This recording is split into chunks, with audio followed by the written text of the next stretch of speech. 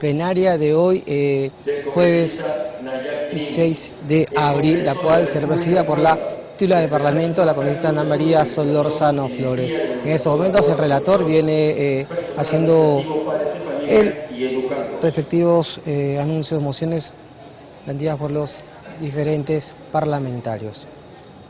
Del congresista Condori Cusi, el Congreso de la República acuerda expresar el más ferviente y emotivo saludo a la provincia de Chucuito, Juli, departamento de Puno, con motivo de haberse celebrado el 2 de abril del presente año, 450 años de su fundación española, haciendo votos por el bienestar y prosperidad de este cálido pueblo, con el deseo de reafirmar el compromiso de continuar trabajando a favor del desarrollo integral de la población aymara.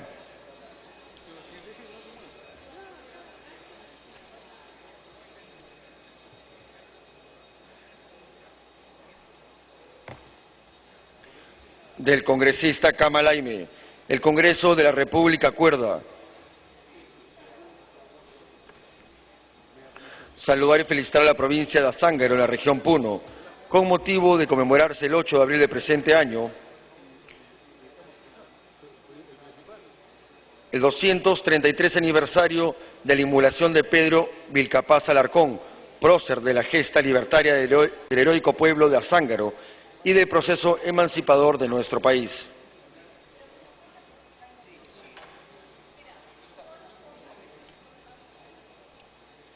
Del congresista Cobashigawa, el Congreso de la República acuerda expresar un justo reconocimiento y homenaje, así como su más sincera felicitación al distrito de Chepén, provincia de Chepén, departamento de La Libertad, al conmemorarse el 18 de abril del presente año, el 80º aniversario de su creación política.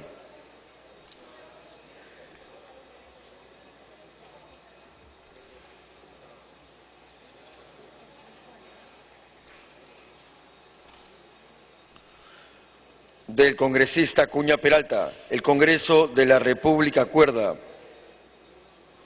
expresar su cordial saludo y felicitación a la ciudad de Chiclayo, ciudad heroica y símbolo de la amistad, en su 295 aniversario de fundación, a través de la Asociación de Promociones del Colegio Nacional de San José de Chiclayo, residentes en Lima, presidida por don Enrique Vaca Gastalumendi, quienes le están rindiendo homenaje en la ciudad de Lima, exhortando a sus autoridades y ciudadanos a que sigan el vivo ejemplo de quienes con valor, coraje, disciplina, honestidad, amor a la patria y respeto de los derechos ciudadanos aportaron al nacimiento de la República y legaron un compromiso de honor con el pueblo peruano.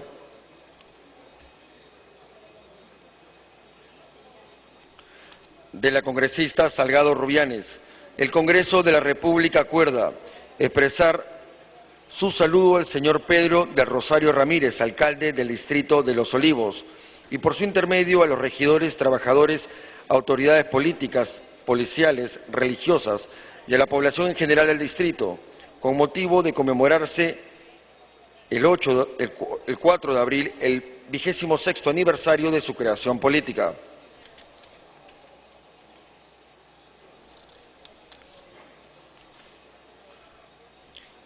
Del congresista Nayab Quinín, el Congreso de la República acuerda expresar su más cálido saludo y felicitación a los ciudadanos del distrito de San Juan de Sonche, ubicado en la provincia de Chachapoyas, región Amazonas, con ocasión de celebrarse su 61º aniversario de creación política el 7 de abril de este año.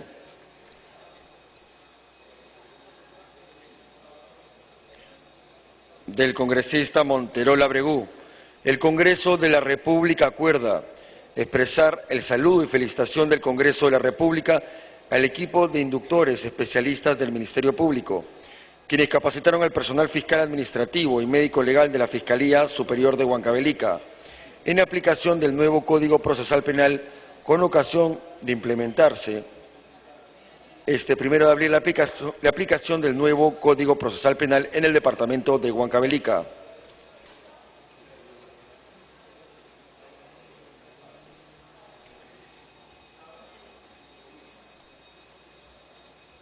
Del congresista Aguinaga Recuenco, el Congreso de la República acuerda expresar su felicitación a la Universidad Nacional Federico Villarreal, en la persona de su decano, doctor Walter Mauricio Robles Rosales, y a través de su persona las autoridades docentes, alumnos, egresados y graduados, en conmemoración de su 49º aniversario de creación, celebrado el 12 de abril del presente año.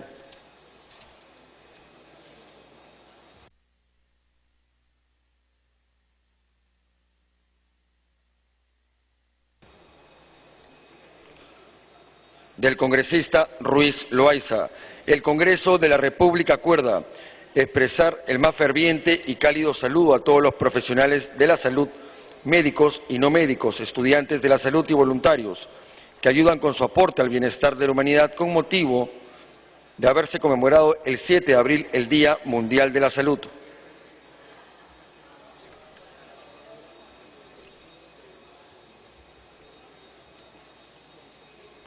De la congresista Salgado Rubianes.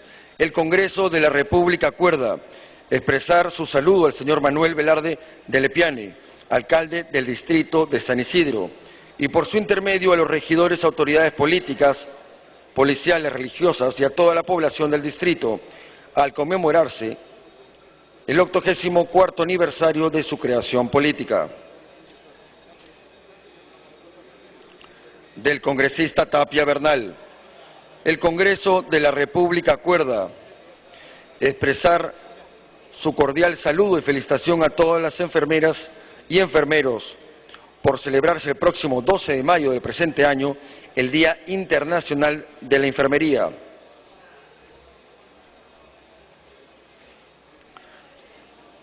Del congresista Ceballos Salinas. El Congreso de la República acuerda expresar su más cordial saludo y felicitación a los pobladores del distrito de Yoque de la provincia General Sánchez Cerro del departamento de Moquegua, porque este 23 de abril se conmemora el 59º aniversario de su creación política.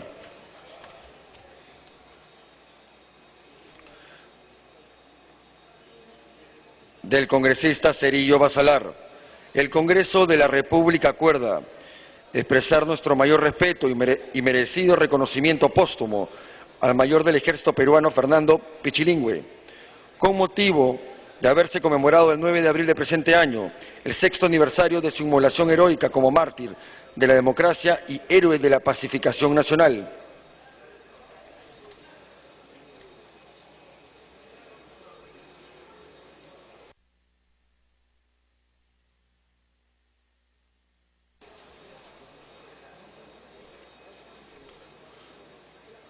Del congresista Montero Labregú. El Congreso de la República acuerda expresar el saludo y felicitación del Congreso de la República al distrito de Acobambilla de la provincia y departamento de Huancavelica, con ocasión de celebrar su 79º aniversario de creación política este 30 de abril.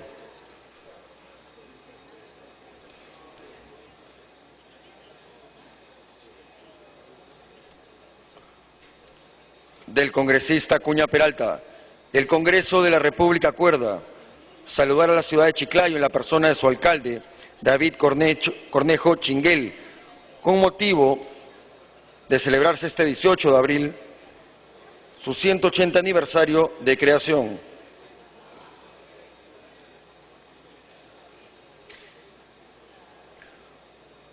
Del congresista Ruiz Loaiza.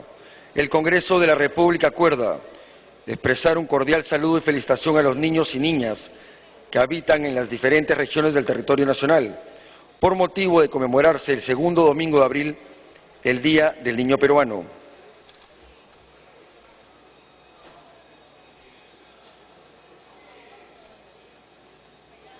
Del congresista Guaire Chuquichaico. El Congreso de la República acuerda expresar el más cálido saludo y felicitación al Colegio de Economistas por haberse conmemorado 50 años de celebración por el Día del Economista este 8 de abril pasado.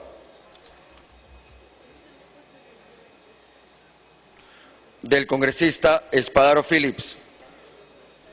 El Congreso de la República acuerda Expresar la más sincera felicitación y saludo a la provincia constitucional del Callao, con motivo de la celebración de su 158 aniversario de haber obtenido la distinción honorífica y política de provincia constitucional el 22 de abril del presente año.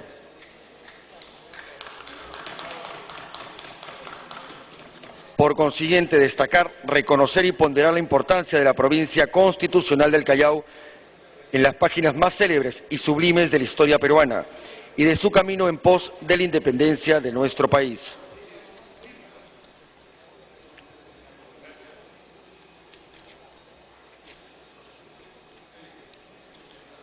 Del congresista Reinaga Soto.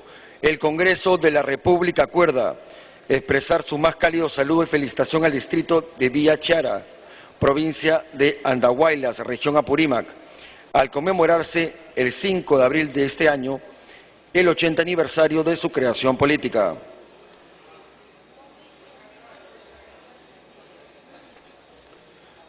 De la congresista Coari Mamani.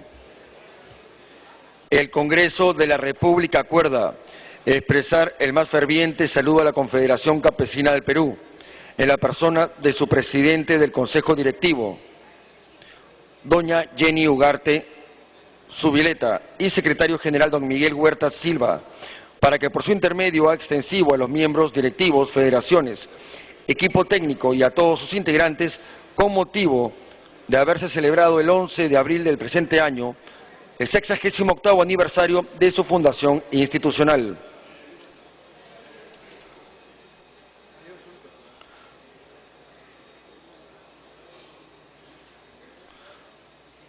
De la congresista López Córdoba.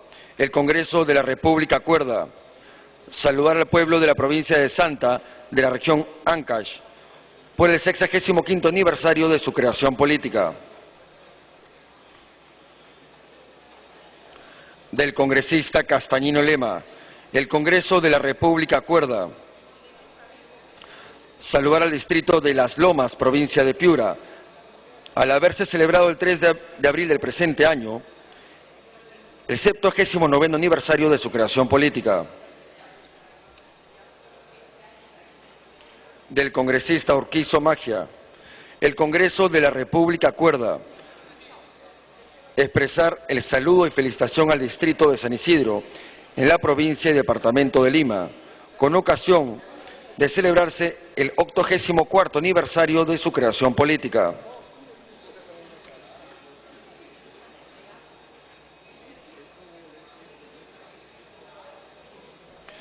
Del congresista Pariona Galindo. El Congreso de la República acuerda saludar a la provincia de Chupaca, región Junín, con ocasión de conmemorarse el 19 de abril del presente año el 133º aniversario de la batalla de Chupaca.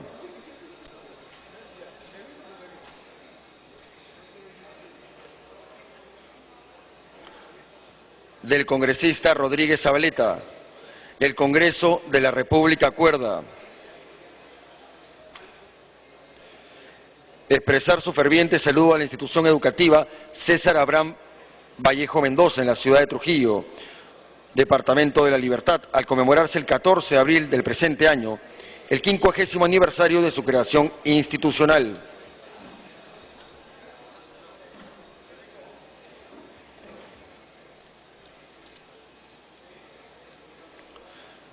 De la congresista Núñez de Acuña.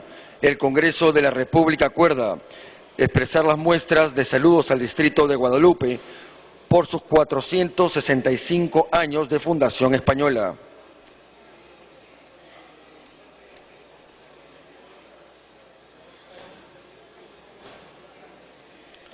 Del congresista Julca Jara. El Congreso de la República acuerda expresar el más cordial saludo y reconocimiento a la población de la provincia del Santa y su capital Chimbote, por conmemorarse el 14 de abril, el 65º aniversario de elevación de la ciudad de Chimbote como capital de la provincia.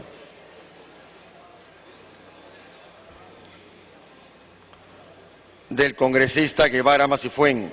El Congreso de la República acuerda expresar el merecido saludo a la provincia de San Ignacio por cumplir el 12 de mayo del presente año su 50º aniversario de creación.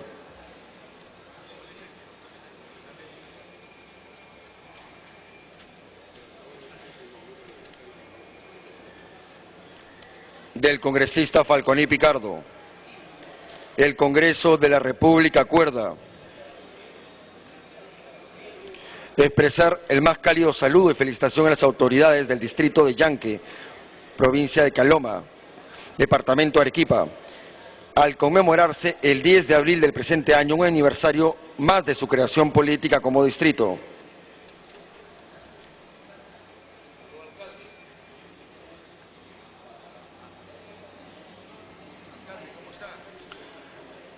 De la congresista Oceda Soto. El Congreso de la República acuerda expresar el más ferviente y efusivo saludo a la provincia de Chupaca, de la región Junín, al celebrarse el 133 aniversario de la batalla de Carato.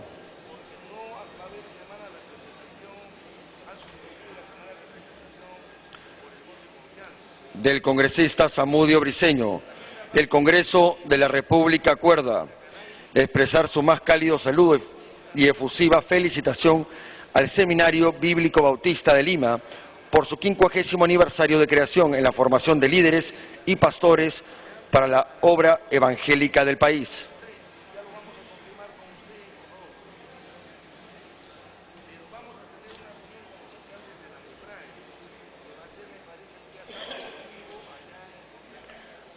Del congresista Cánchez Guzmán. El Congreso de la República acuerda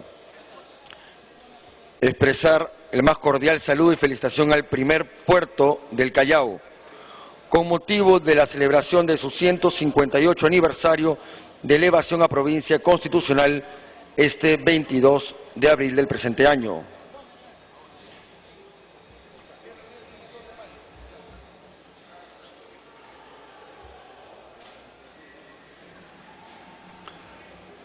Del congresista Ruiz Loaiza. El Congreso de la República acuerda expresar el más ferviente y cálido saludo a todas las personas, organismos gubernamentales y no gubernamentales, quienes hacen votos para que con su contribución coadyuven a la conservación de las selvas tropicales, bosques, océanos, ríos, praderas y desiertos, y a su vez a la reducción de la carga de contaminantes y gases de efecto invernadero en la atmósfera.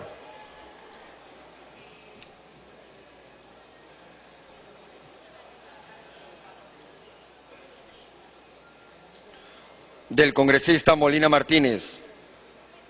El Congreso de la República acuerda expresar su saludo y felicitación al distrito de Yaurisque, provincia de Paruro, de la región Cusco, con motivo de haberse conmemorado el 15 de abril del presente año, el 56º aniversario de su creación.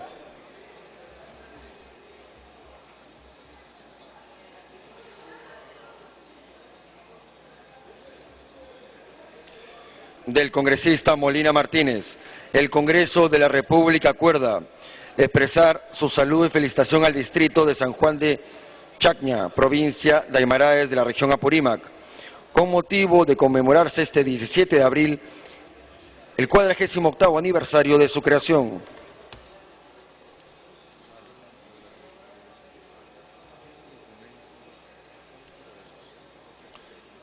De la congresista Oceda Soto. El Congreso de la República acuerda expresar el saludo y felicitación del Parlamento Nacional Distrito de Curuguas, provincia de Huancayo, de la región Junín, por su 61º aniversario de creación política.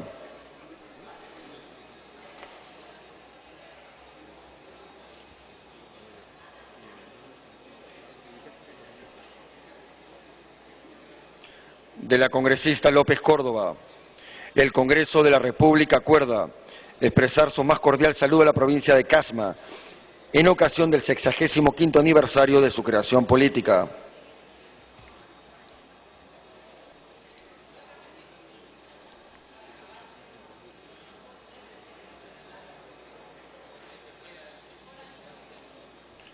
Del congresista Samudio Briceño.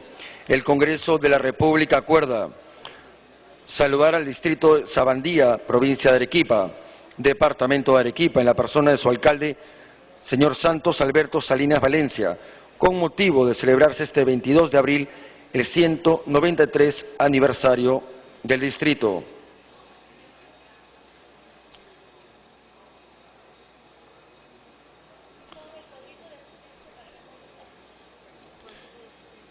Del congresista Molina Martínez, el Congreso de la República acuerda expresar su saludo y felicitación a la región Apurímac con motivo de conmemorarse el 28 de abril el 142 aniversario de su creación política.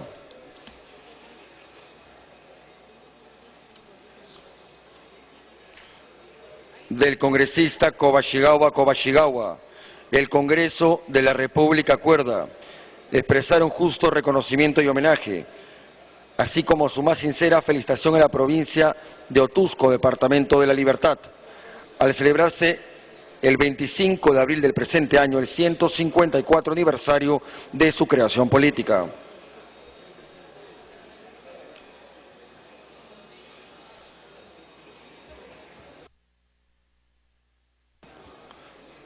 Del congresista Llovera Flores, el Congreso de la República acuerda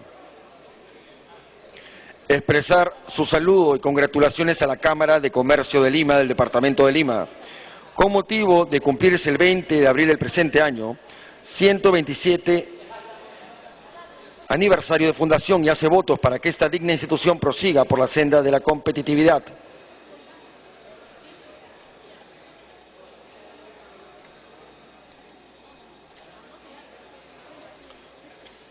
Del congresista Kobayashi-Gawa, el Congreso de la República acuerda expresar su más cálido saludo y efusiva felicitación al distrito de Guadalupe, provincia de Pacasmayo, departamento de La Libertad, al celebrarse el 15 de abril del presente año el 465 aniversario de su fundación.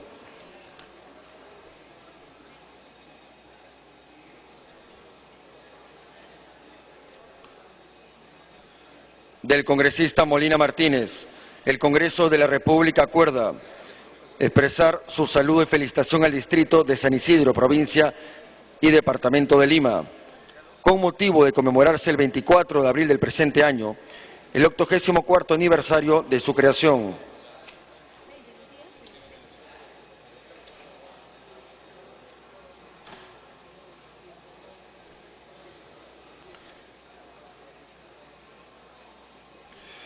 Del congresista Urquizo Magia, el Congreso de la República acuerda expresar su saludo y felicitación a las niñas y niños del Perú, al celebrarse el segundo domingo de abril del presente año, el Día del Niño Peruano.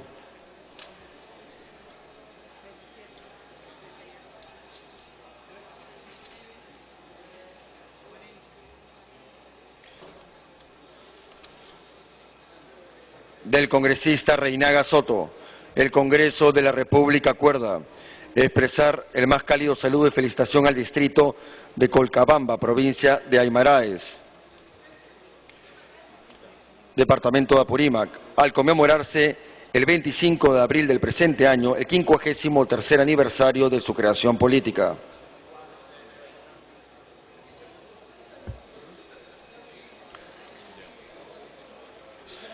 Del congresista Hurtado Zamudio,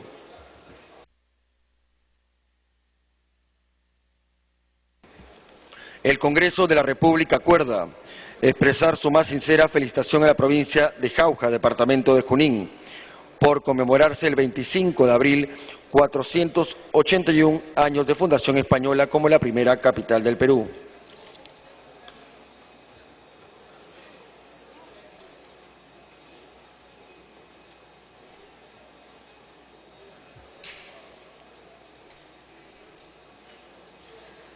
Del congresista Zamudio Briceño, el Congreso de la República acuerda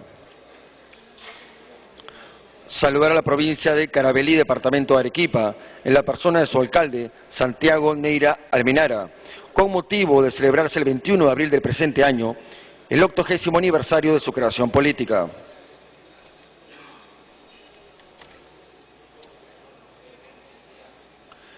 Del congresista Nayab Quinín, El Congreso de la República acuerda expresar su más cálido saludo y felicitación en el Día Internacional del Libro Infantil y Juvenil a todos los gestores que a través de espacios como las bibliotecas, los centros escolares, las librerías y entre otras entidades promueven espacios y crean iniciativas para generar hábitos de lectura, sobre todo en los niños y los más jóvenes.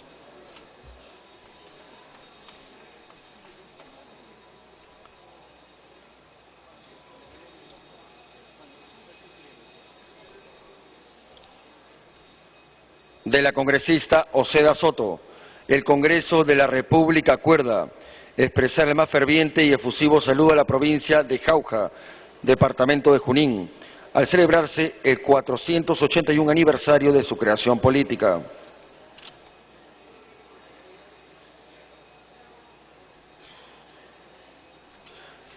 De la congresista Alcorta Suero, el Congreso de la República acuerda expresar su saludo y felicitación al distrito de San Isidro, al conmemorarse el 24 de abril del presente año, el 84º aniversario de su creación política.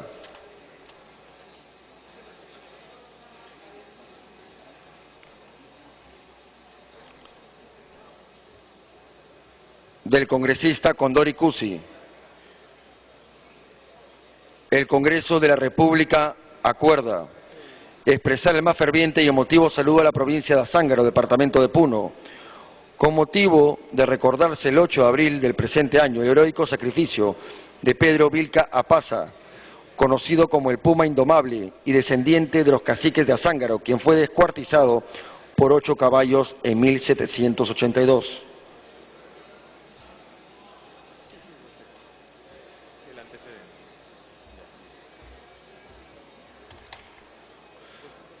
De la congresista Oceda Soto, el Congreso de la República acuerda expresar su saludo y felicitación del Parlamento Nacional al Distrito de Curhuás, provincia de Huancayo, de la región Junín, por su 61º aniversario de creación política.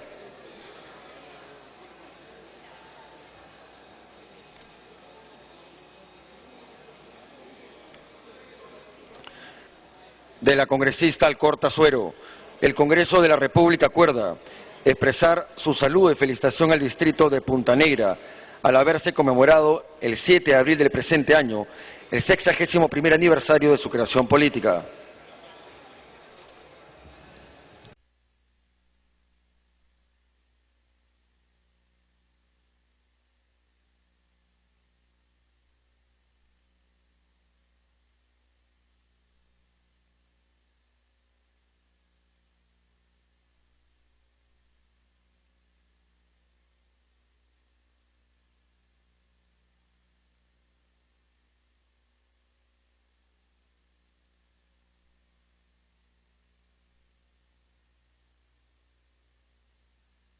Señores congresistas, continuamos con la agenda.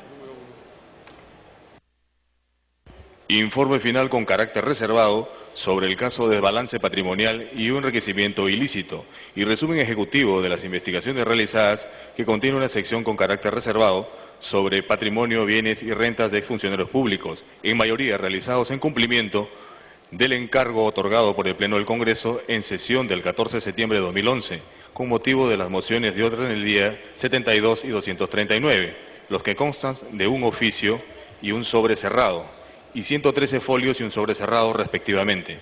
En la sesión del Pleno del 11 de marzo de 2015 se ratificó el acuerdo adoptado por la Junta de Portavoces en su sesión del 11 de marzo de 2015, por 65 votos a favor, 1 en contra y ninguna abstención, para la desclasificación del informe final con carácter reservado sobre el caso desbalance patrimonial y enriquecimiento ilícito y resumen ejecutivo de las investigaciones realizadas que contiene una sección con carácter reservado sobre patrimonio, bienes y rentas de exfuncionarios públicos. Se va a iniciar la sustentación del informe final en mayoría de la Comisión Investigadora Multipartidaria encargada de investigar la gestión del señor Alan Gabriel García Pérez como presidente de la República sobre el caso desbalance patrimonial y o enriquecimiento ilícito, y el resumen ejecutivo de las investigaciones realizadas sobre patrimonio, bienes y rentas de exfuncionarios públicos. Tiene la palabra el presidente de la comisión investigadora, congresista Sergio Tejada.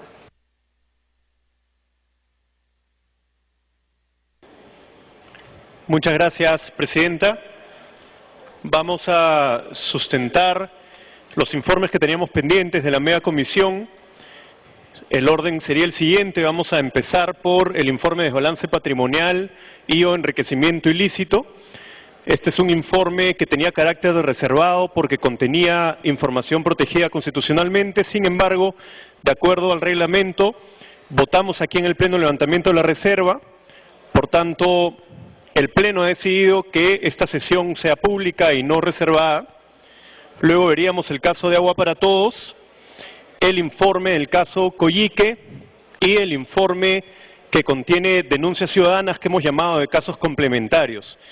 Quiero aclarar que el resumen ejecutivo no está destinado al debate del Pleno, porque es simplemente un resumen elaborado por mi persona como presidente de la comisión, enviado al presidente en ese entonces del Congreso. No era un informe más de la comisión, no contiene las firmas de los demás parlamentarios, simplemente es, como su nombre lo dice, un resumen ejecutivo que entregamos para dar cuenta del trabajo parlamentario de la mega comisión.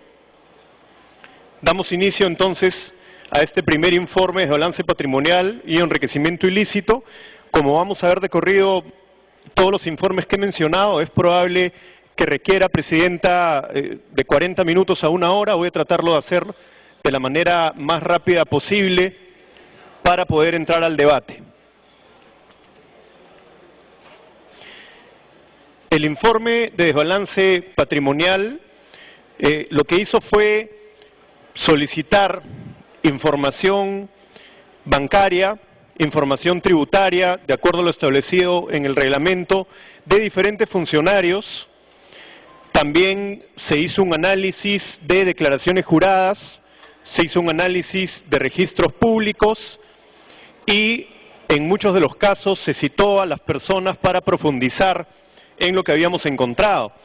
Ya que la información bancaria y tributaria tardó bastante en llegar en algunos casos a la comisión, no pudimos volver a citar a algunas de las personas y por tanto este informe no concluye recomendando denuncia penal.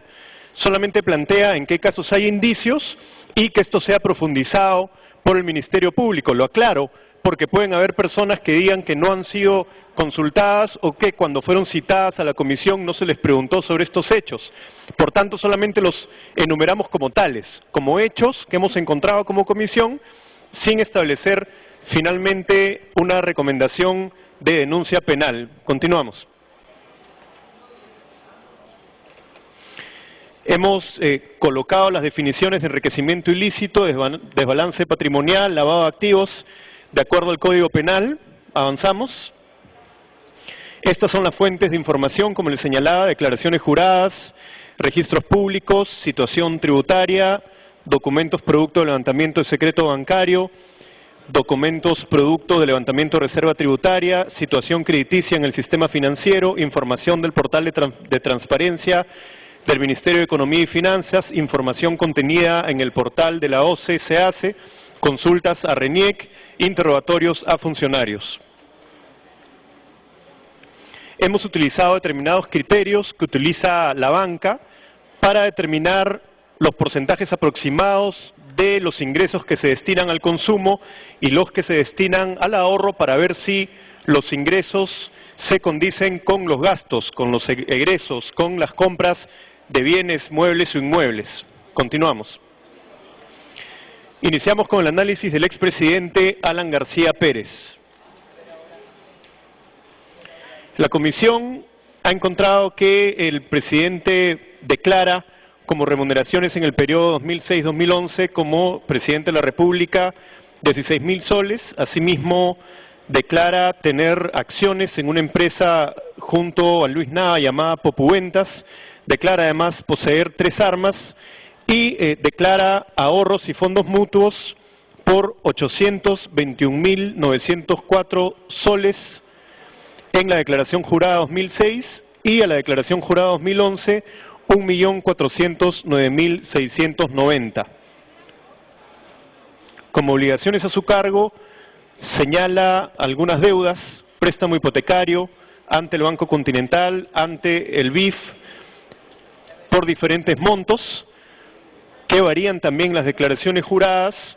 Declara también algunas acreencias por préstamos que habría brindado a la empresa Popuventas por 325.000 soles y una creencia en las demás declaraciones juradas y en la última 2011 por el importe de 86.000 soles con 68. Asimismo registra una serie de propiedades que están en pantalla. Hay aspectos en los que no voy a entrar en detalle, pero ustedes lo pueden observar conmigo. Está el departamento de Girón Trinidad en San Borja, de Paseo de la República en San Isidro y de Lurín. Retrocedemos. Este último, la vivienda en Lurín, fue vendida en el 2008 a José Antonio Chang, su ex ministro de Educación y ex primer ministro, por $130.000.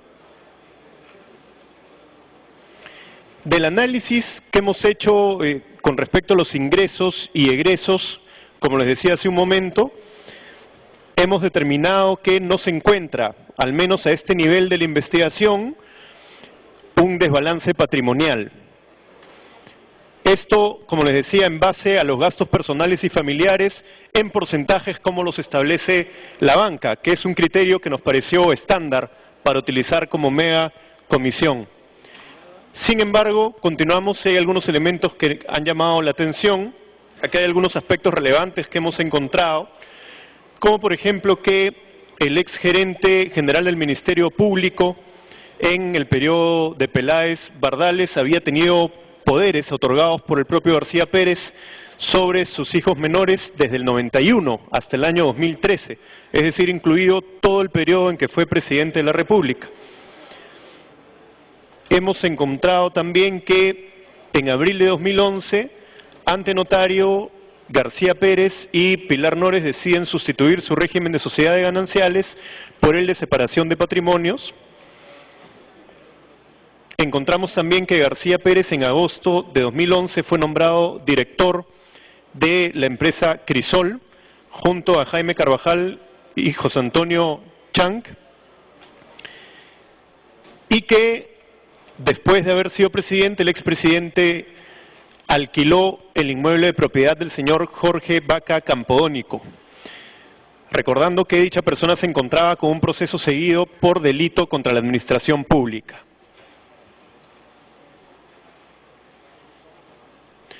Hemos visto que ha habido algunos inmuebles y depósitos no declarados, por ejemplo el inmueble en Girón Guayaga, cuarto piso, que había sido sucesión intestada con la muerte de su señor padre, un inmueble ubicado en París, que él señaló que había sido entregado como anticipo de legítima a sus hijos. Nunca había sido declarado este departamento de París, recién ha sido declarado en el interrogatorio de junio del 2012. Luego hay una cuenta en un banco en Francia por $20.000 que tampoco había sido declarado y precisó el expresidente que no lo había hecho porque le parecía un monto pequeño, y que no tuvo tiempo para pedir el monto exacto porque tenía que ir personalmente al banco en Francia. Continuamos. Hay algunos datos adicionales ya posteriores al ejercicio de la presidencia, datos que fueron conocidos a través de la prensa, como la compra de un inmueble por $830.000, algunos préstamos aparentemente para cubrir dicho préstamo, para cubrir dicha compra, perdón.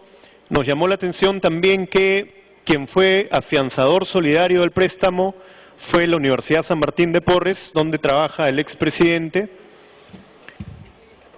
Y bueno, continuamos.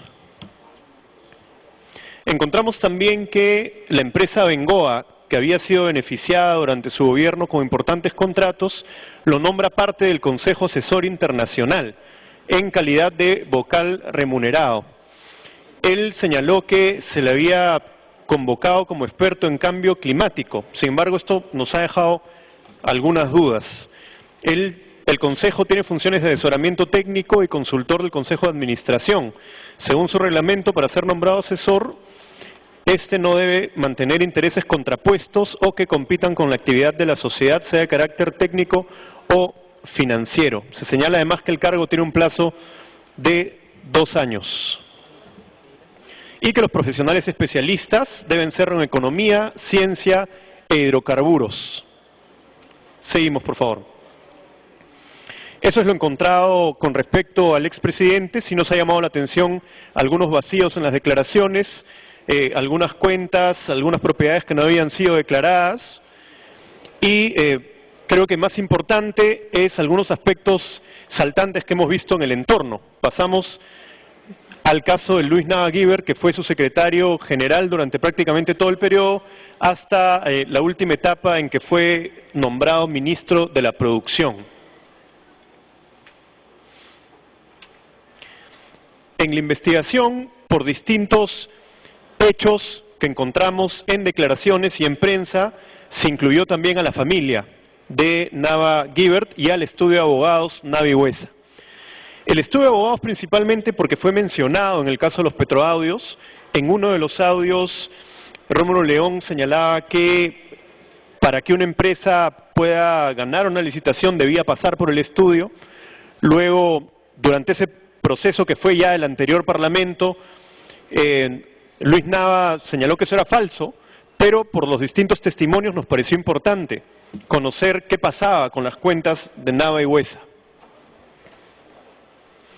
Eso es lo que declaró Nava Guibert en sus declaraciones juradas: ingresos como asesor del Parlamento, ingresos como secretario general, como ministro de Estado. También declara ingresos del sector privado que hemos encontrado en información de SUNAT que vendrían de la Universidad San Martín de Porres. Se habría desempeñado como docente. Allá hay la relación de viviendas, también hay 3 viviendas en La Molina, en Asia, en Miraflores. Encontramos que no se había informado de la tenencia en copropiedad con sus 3 hermanos de un inmueble y que a él le correspondería el 25% de las acciones y derechos sobre los mismos. Asimismo, hay una serie de vehículos, también ha declarado armamento, las acciones a Popuventas, que como señalamos es una empresa que creó junto al expresidente García, y algunas obligaciones a su cargo. La misma operación que hemos hecho en todos los casos, que hemos mencionado en el caso de García Pérez, nos da que hay diferencias entre los ingresos y el patrimonio o los gastos, y una diferencia que bordea los 250.000 soles.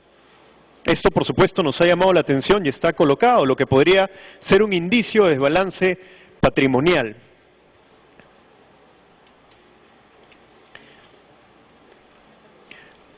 En esta diapositiva indicamos algunos cambios en el accionariado del estudio de abogados Nava y Huesa, que nos ha parecido fundamental en esta investigación. Es como sigue: era una empresa de Nava Guibert que después fue transferida a los hijos.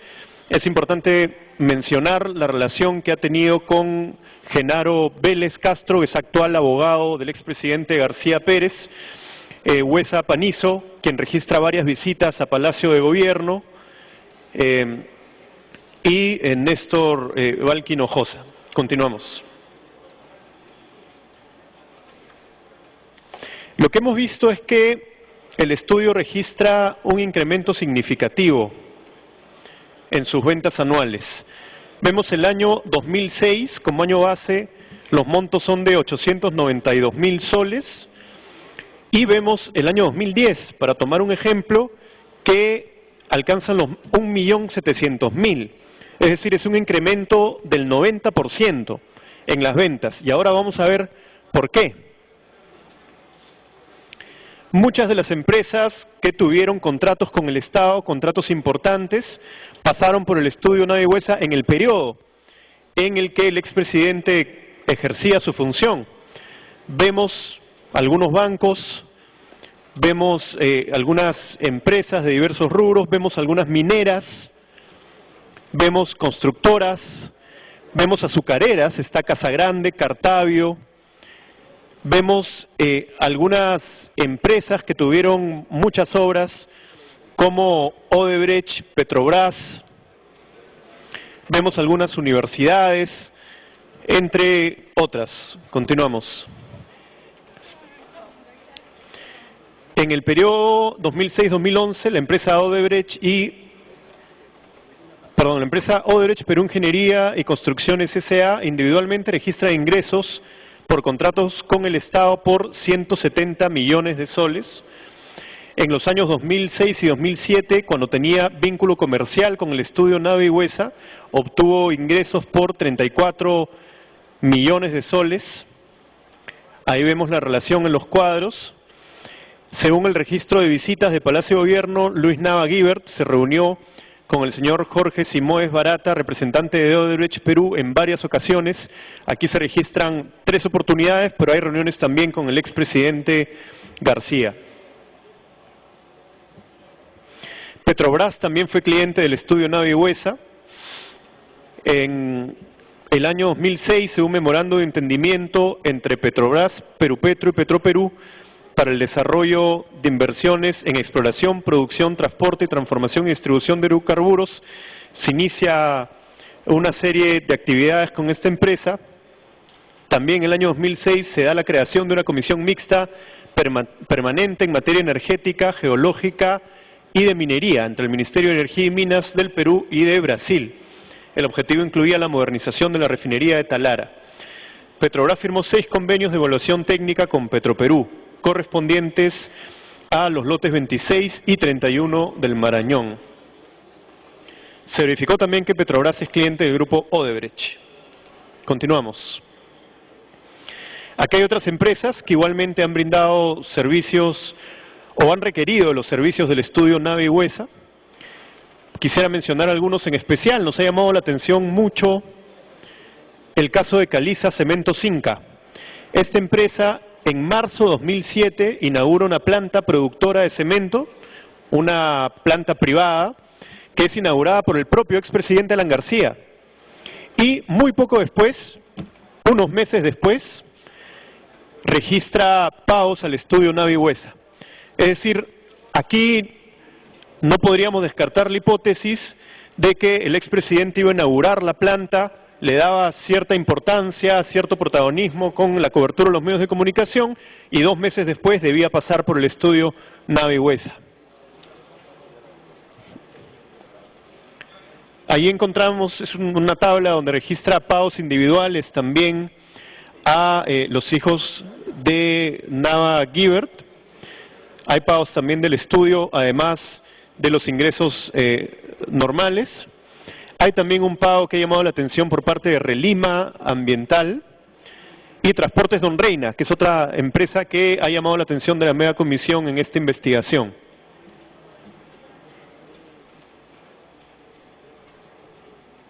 Mencionamos también algunas rentas de 4ª y 5ª categoría de los hijos de Nava Guibert. Continuamos.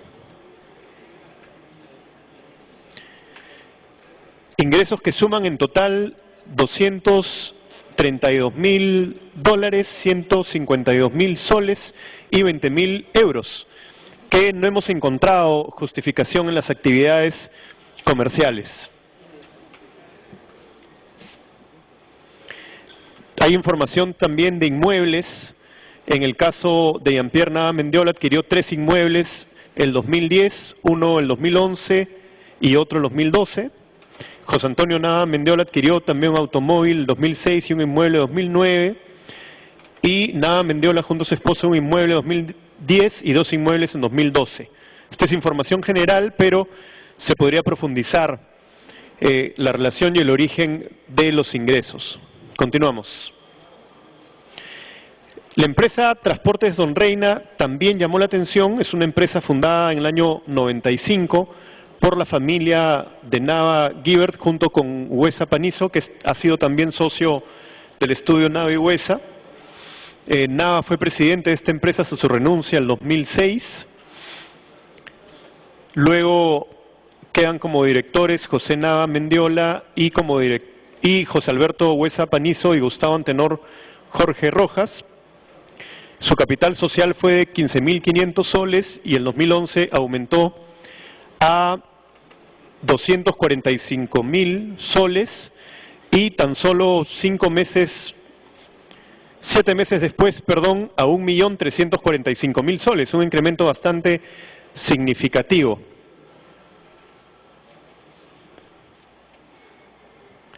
Continuamos.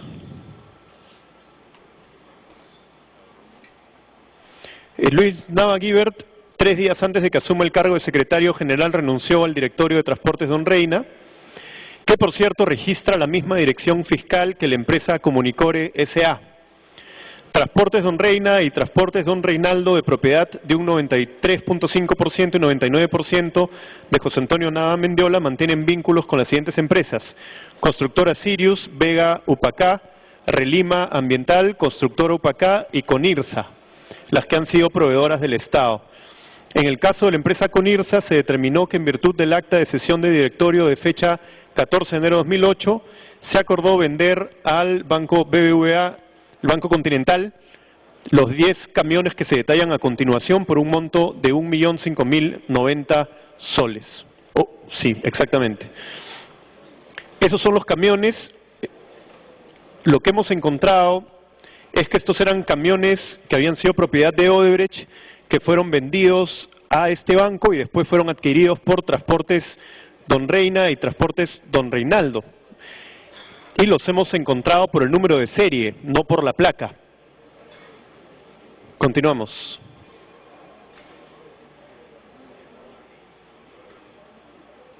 Es importante mencionar que la empresa Conirsa fue constituida con los mismos accionistas de la empresa concesionaria Interoceánica Sur, tramo 28A, si no me falla la vista, y concesionaria Interoceánica Sur, tramo 3, que a su vez tiene los mismos accionistas y el mismo capital de 1.650.000 soles, a diferencia de Conirsa S.A., que tiene un capital solo de 1.000 soles.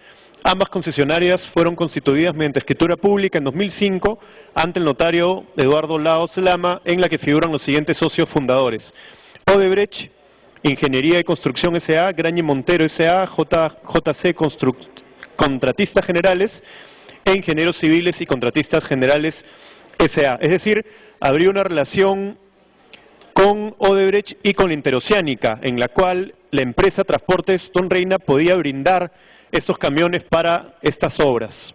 Continuamos. Hemos encontrado también que el estudio Nava y Huesa obtuvo ingresos de la empresa Upacá. Asimismo, los hijos del señor Nava Guibert obtuvieron ingresos de la empresa Relima Ambiental.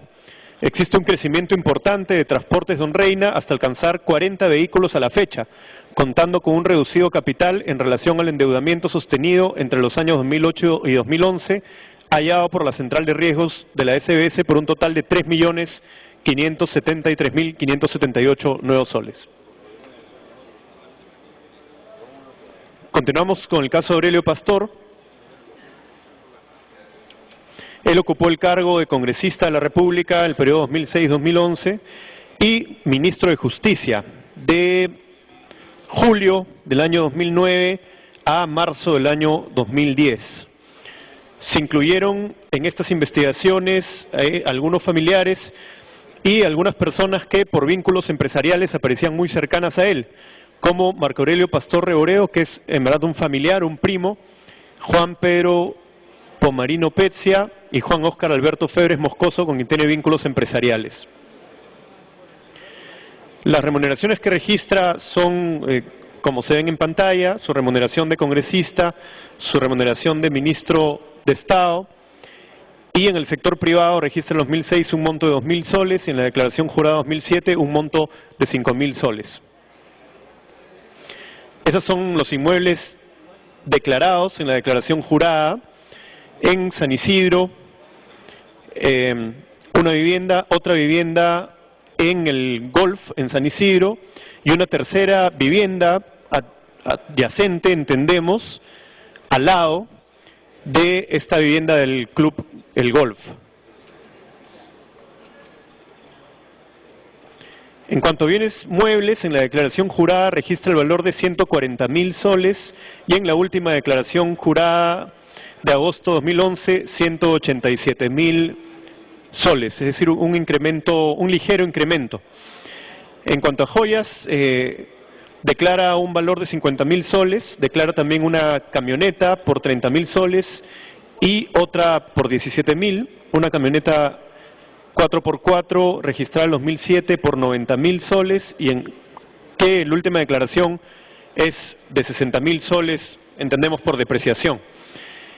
En cuanto a ahorros y colocaciones, hemos encontrado también algunos aspectos relevantes.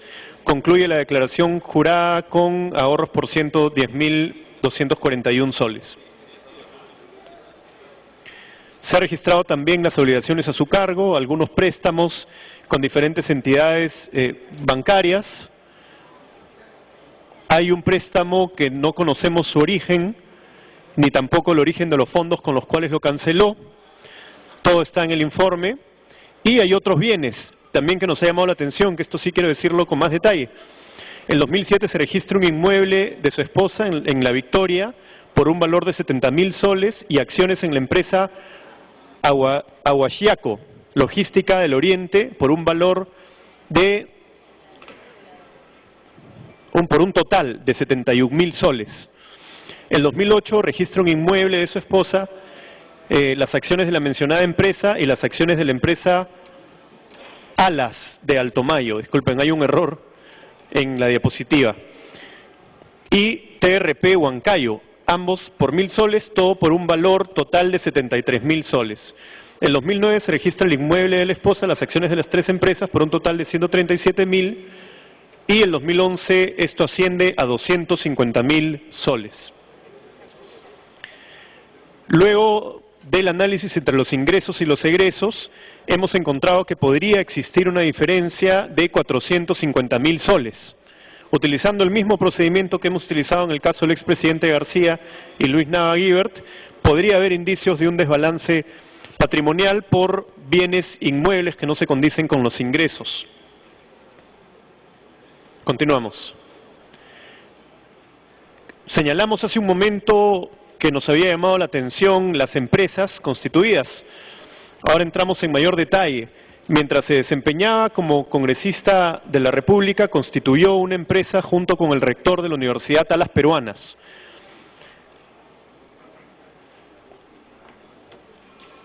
Retrocedemos.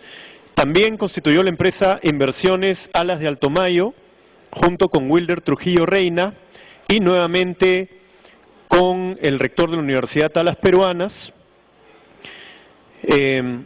En este caso, en 2009, se autorizó la compra de un terreno para la construcción del campus universitario de la filial de Moyobamba y se ha verificado que la Universidad Alas Peruanas cubrió los gastos de viajes de algunos legisladores en el periodo anterior de 2006-2011, incluso de miembros del Poder Judicial entre octubre y noviembre de 2009. Otra empresa constituida por el ex congresista y ministro de Justicia, Pastor, fue la empresa Inversiones Las Palmas, constituida en 2007, mientras se desempeñaba en la función, con un capital social de 234.000 soles, que aumentó a 462.000 soles, digamos, un aumento bastante considerable, prácticamente al doble. Esto lo registra o lo constituye con Juan Carlos Ramírez Documet como gerente general. Él se desempeñó como su asesor. Además está incluido en el proceso de los narcoindultos por testimonio de un colaborador eficaz, también con Walter Alejandro Villegas Valdivieso, que hemos encontrado que es familiar. El apoderado en este caso es Wilder Trujillo Reina, que ha aparecido también en otras empresas, como lo hemos señalado, y Alberto Aramayo Pinazo. En diciembre de 2007, Aurelio Pastor transfiere 8.800 soles a la empresa Inversiones Las Palmas. Hay una relación de parentesco, como hemos señalado, con uno de los socios, ya que ambos poseen la misma dirección en Tarapoto, como un elemento adicional.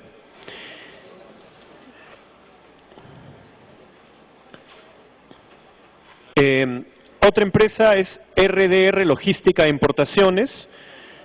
Su propietario, Juan Carlos Ramírez Documet, que lo hemos mencionado más arriba, hemos señalado que es parte del proceso de los narcoindultos. En este caso se emitió un cheque de gerencia por $24.000 en agosto de 2011 a favor de esta empresa por cuenta de Aurelio Pastor Valdivieso. Es decir, aquí hay varios movimientos empresariales, incluso mientras se desempeñaba como congresista y en otros casos como ministro de Estado, que han llamado la atención de nuestra comisión. Continuamos. Hay algunos movimientos también que no estarían justificados con sus actividades comerciales, están detallados en el cuadro, no los vamos a leer, que podrían ascender a la suma de $70.381. La empresa de su esposa Aguachiyacu Logística Oriente, cuyo gerente general es Juan Pedro Pomarino Pezia, quien también representó a la empresa Obras de Ingeniería Obrainsa, que en el año 2009 obtuvo varios contratos con el Estado por 25.775.022 nuevos soles. Es decir, esta empresa que había tenido contratos millonarios con el Estado, tiene una persona, un representante que constituye una empresa con la señora esposa de Aurelio Pastor Valdivieso. Hemos encontrado también otros movimientos importantes. No pudimos levantar el secreto bancario de esta empresa Aguachiyacu, creo que hubiera sido importante, pero entre algunas cosas que no pudimos hacer por motivos de tiempo es que planteamos que la Fiscalía profundice esta investigación. Es el caso de Hernán Garrido Leca. Se desempeñó también como ministro de Vivienda, ministro de Salud, registra sus remuneraciones como ministro, también por el sector privado por 15.600 soles, entendemos en docencia, también declaró otros ingresos mensuales producto de regalías y declaró una serie de predios arrendados. Vamos a pasar un poco rápido esta parte, ahí están las viviendas que él registra, continuamos. Está la información que hemos obtenido de SUNARP, de algunas operaciones que están en las declaraciones juradas. Seguimos. También propiedades de vehículos, una embarcación de recreo, una serie de ahorros y colocaciones. Continuamos. Obligaciones a su cargo, acreencias.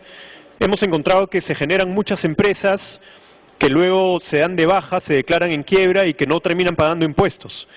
Esto no está fuera de la ley, pero podríamos decir que está al borde, porque se queda debiendo a la SUNAT con el pretexto del quiebre de las empresas, pero después se crean nuevas con motivos muy similares.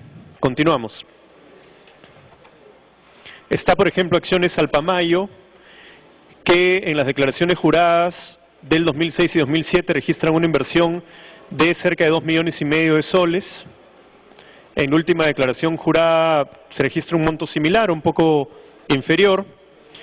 Esta empresa fue constituida con Jaime Carvajal, José Antonio Chanque Escobedo, que son también socios en Crisol, y otras personas más. Hay otras empresas adicionales, está el Crisol, donde ya hemos señalado la participación de Garrido Leca, que él después se retira y entra el expresidente García Pérez. Continuamos.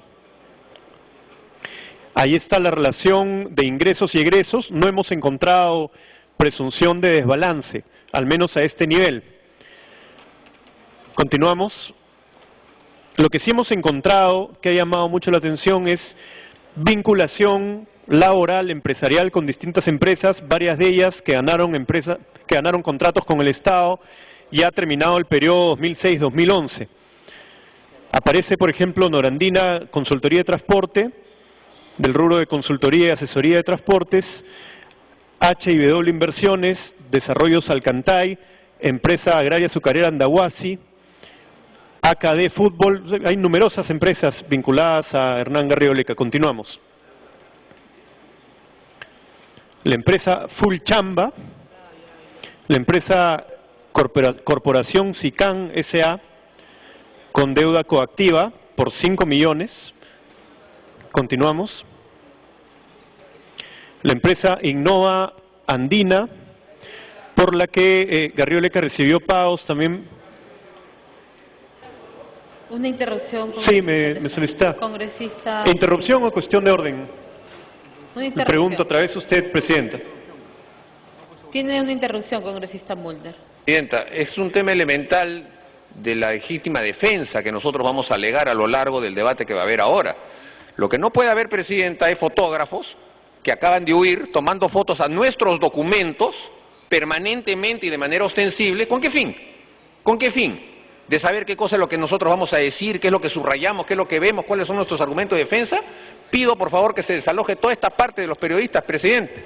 Y sí, lo siento por los periodistas que sí cumplen su función, pero no tienen ningún derecho a tomar las fotos en nuestros documentos.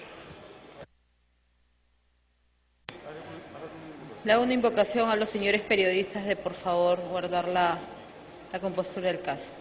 Puede continuar, congresista Tejada. Gracias, Presidenta. Con el fin de llevar esta sesión de la mejor manera, hacemos también una invocación a los periodistas a evitar este tipo de situaciones para poder continuar con la exposición. Continuamos.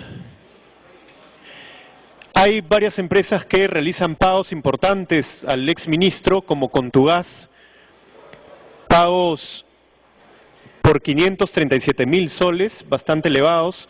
Cosmos, Agencia Marítima, 295.000 soles. Continuamos. Horizons South American SAC, una empresa beneficiada con la buena pro de un proceso de selección convocado por el Ministerio de Ambiente por el importe de más de 8 millones.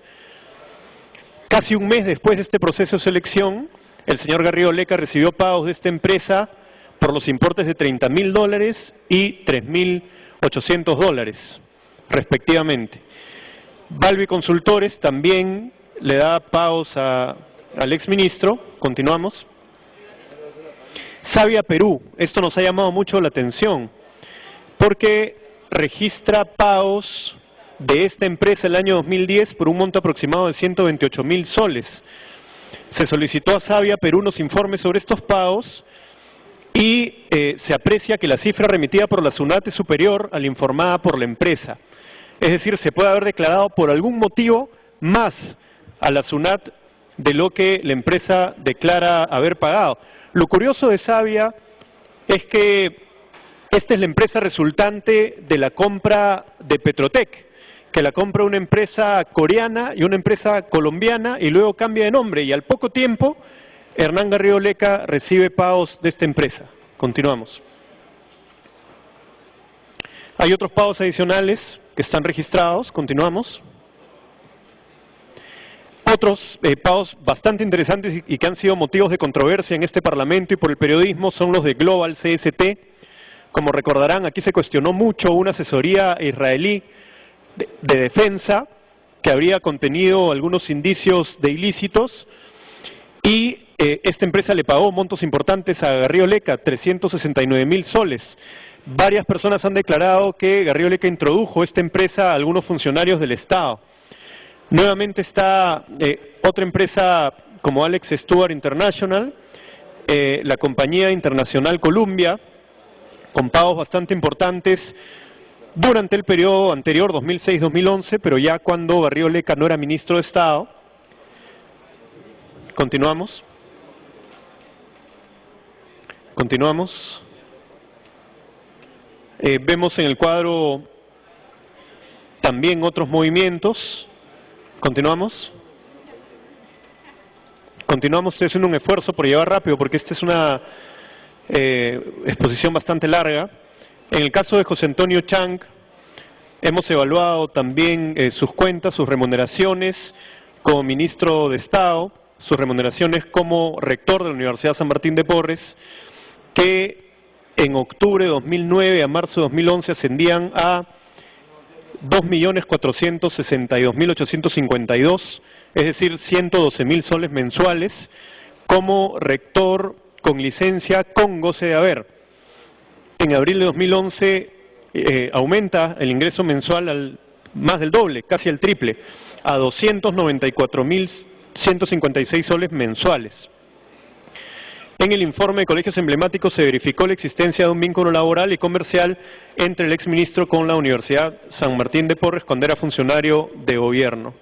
Hay algunos contratos también de la Universidad San Martín de Porres que están registrados en ese informe. Continuamos. Ahí están las propiedades del exministro. Continuamos. Continuamos. La vinculación con varias empresas. Inturandes, Inversión Turística Los Andes, Alpamayo Entertainment, que ya ha sido mencionada. Continuamos. Librerías Crisol. Continuamos. Ahí están señaladas las obligaciones a su cargo, las acreencias. Continuamos. En este caso no hemos encontrado indicios de desbalance. Si es que no hubiéramos tenido la información de que él se desempeñaba como rector con licencia con goce de haber, sí hubieran habido indicios importantes de desbalance, pero estos se cubren con sus ingresos en el sector privado. Hay algunas empresas vinculadas, bueno, la Universidad San Martín, el Club Deportivo San Martín, de Martín Viajes, LS Busre, que son básicamente vinculadas a la universidad, pero que tienen algunas personas del entorno. En el caso de LS Busre, ahora LS Perú, tiene poderes a favor del hermano de Chanque Escobedo. Nuevamente está Carvajal Pérez, también con quien tiene varias empresas. Continuamos. Eso es todo lo que tenemos que decir con respecto a José Antonio Chanque. Está el caso de Arana Vivar, Carlos Arana. Continuamos. Él se desempeña como director ejecutivo de Foncodes y como director de Sedapal. Fue director también de Agua para Todos por periodo bastante breve, si no me equivoco, 2 semanas. No sé si me solicitan, Presidenta, una interrupción. Yo pediría en todo caso que pueda terminar la exposición. Congresista. Tiene la interrupción, congresista Belaunde. Gracias. Quiero preguntarle, disculpe, colega parlamentario, usted ha dicho, y no lo he entendido bien, el señor Chanque, durante el tiempo que fue ministro de Educación y un corto tiempo presidente del Consejo de Ministros, estuvo con licencia como rector de la Universidad San Martín de Porres, con o sin goce de haber. Y en la hipótesis que fuera con goce de haber, en su opinión, eso era contrario a ley y estaría tipificado dentro de un delito. Y en ese supuesto, diga usted qué delito sería. Gracias. Continúe, congresista Tejada.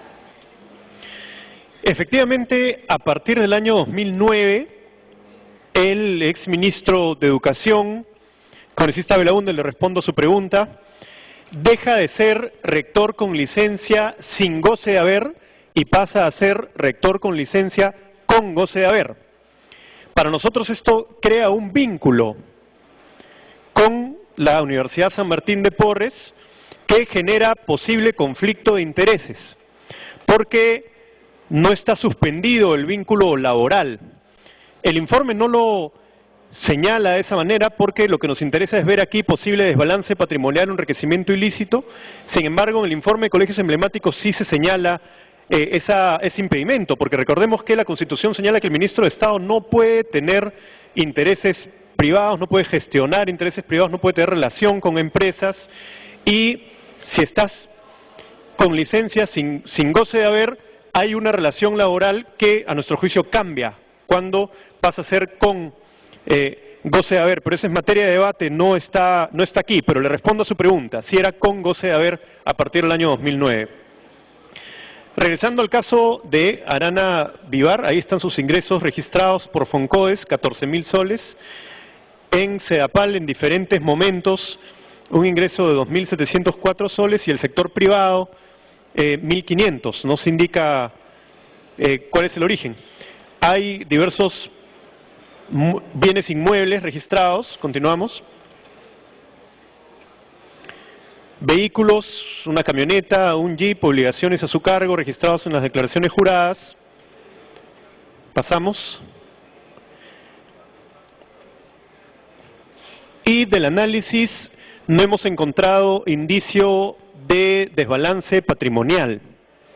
Sí hay, sin embargo, algunos aspectos que han llamado la atención que podrían hablar de una incompatibilidad.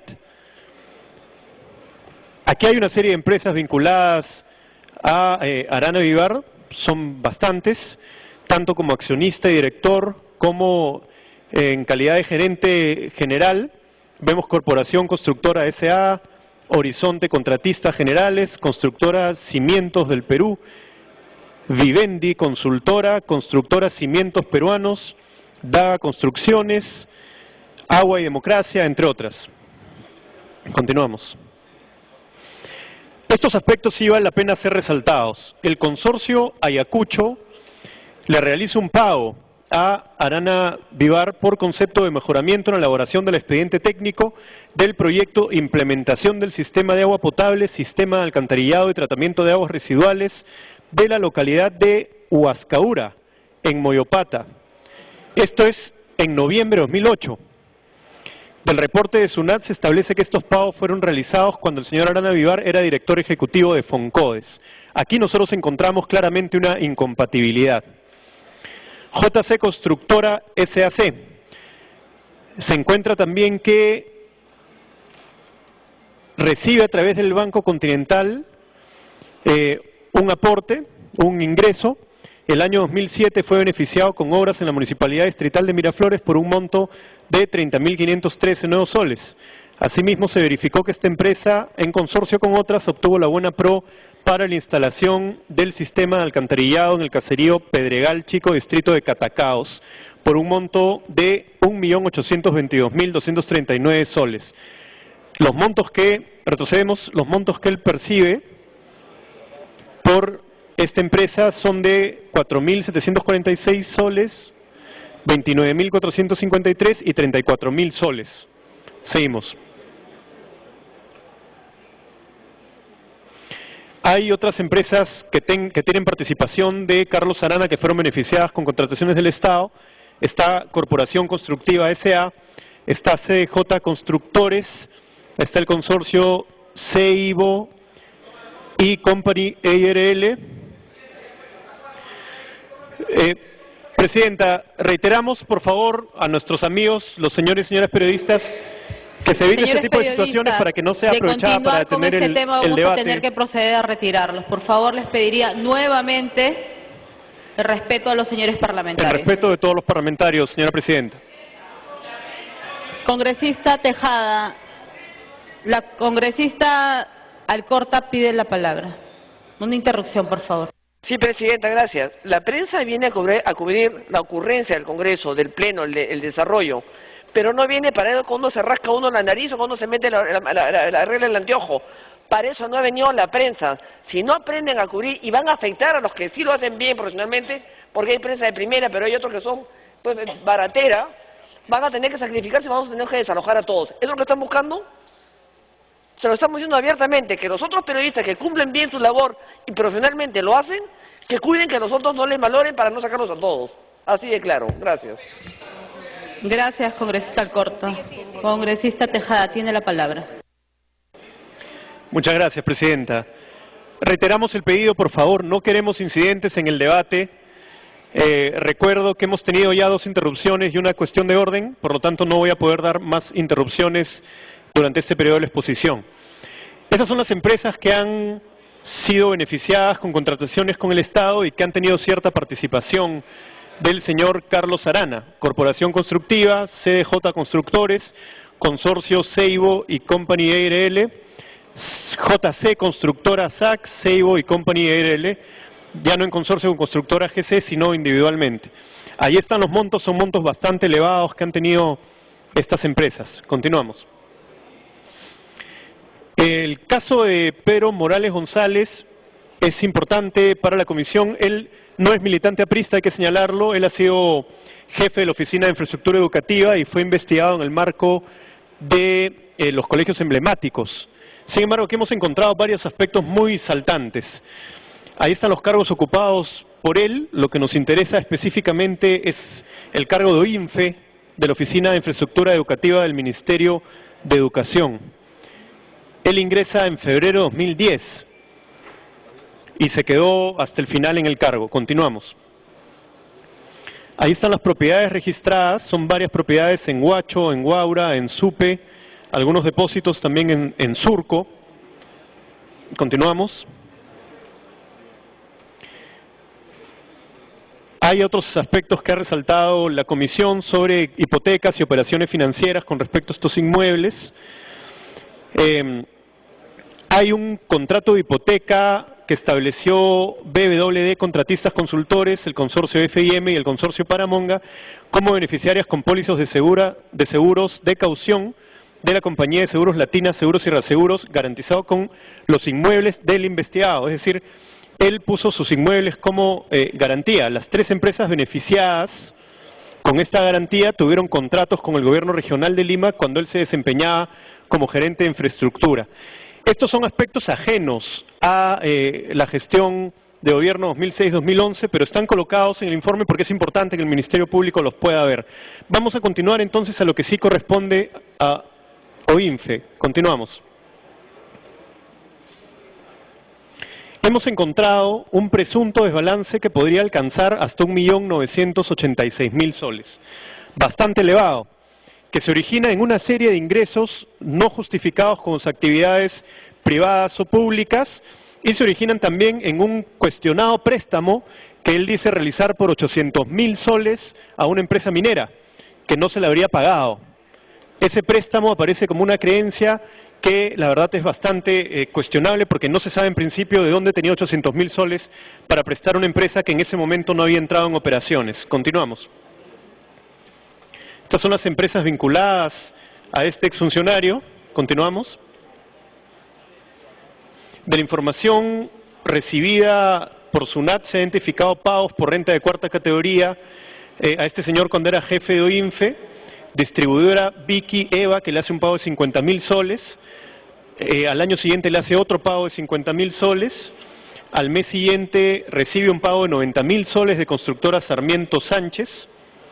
De acuerdo a información del SEACE, las empresas mencionadas fueron contratantes con el Estado en procesos de mayoría, en su mayoría de menor cuantía y adjudicaciones directas, en lugares donde Pedro Morales habría realizado alguna actividad y o función.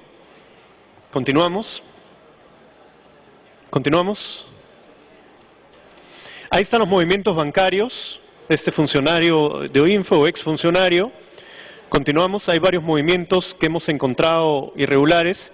Hay un depósito en el Banco Interbank por 234.000 soles de 2012, poco después de haber salido de la función. En diciembre de 2011 hay un abono de 46.850 soles del consorcio Iturregui.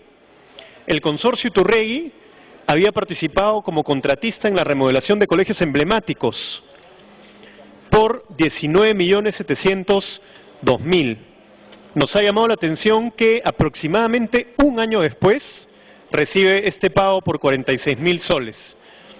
Luego se han encontrado 73 depósitos de 800 soles entre octubre de 2011 y noviembre de 2012 en su cuenta del Banco Continental. De los 73 depósitos, 17 se dieron en un solo día por un monto de 13.600. No ha habido ningún fundamento por dichos depósitos, no hay en las declaraciones juradas o las declaraciones ante la Comisión una actividad económica que justifique que reciba tantos pagos en un mismo día por 800 soles. Incluso algunos pagos se dan en cuestión de minutos en diferentes agencias del Banco Continental. Continuamos. Ahí se registran varios de los pagos. Seguimos. Ahí vemos las fechas y las horas. Como vemos, en un mismo día, entre la 1 y 2 de la tarde y la 1 y 25 de la tarde, encontramos una decena de depósitos de 800 soles en diferentes agencias. Continuamos. Seguimos, es la misma información que me parecía importante que puedan ver los señores parlamentarios.